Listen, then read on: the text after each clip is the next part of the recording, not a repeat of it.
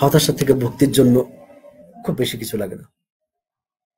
আমার কথাটা মেনে চলে। হতাশা কোনদিন থাকবে না এবং কি করবে জীবনে সেটা পরে। কয়েকটা কথা মেনে চলো। ১ নম্বর কথা হচ্ছে ঠিক ফজরের নামাজ পড়ে দিনটা শুরু করবে। ৫ ওয়াক্ত নামাজ ৪ করবে না।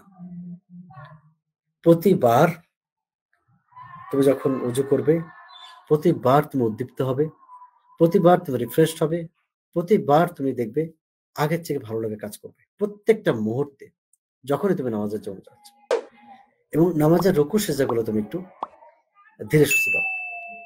দেখো তোমার জীবনটা আগের চেয়ে অনেক সুন্দর যাবে। হতাশাকে ঝেঁটিয়ে বিদায় করো। অর্থাৎ হতাশাকে কোনোদিন প্রশ্রয় দিবে না। হতাশা তুমি আসতে পারবে না। তোমাকে ছুটি দিলাম সারা জীবনের জন্য। এবং এটা হলো গুরুত্বপূর্ণ। এটার সাথে কি করবে? তুমি বলেছো কি করব জীবনে জানি না। কি করবে সেটা পরের কথা। এটা করো আর ইংলিশের তুখোড় হও।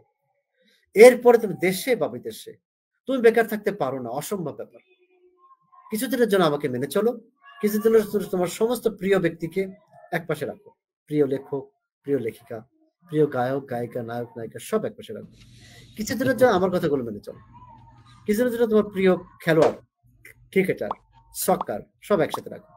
একপাশে রেখে আমাকে কিছুদিনের জন্য মেনে চলো। তোমার জীবনে হতাশা থাকবে না। তুমি সফল হতে যাচ্ছ, ইনশাআল্লাহ সফল হবেই।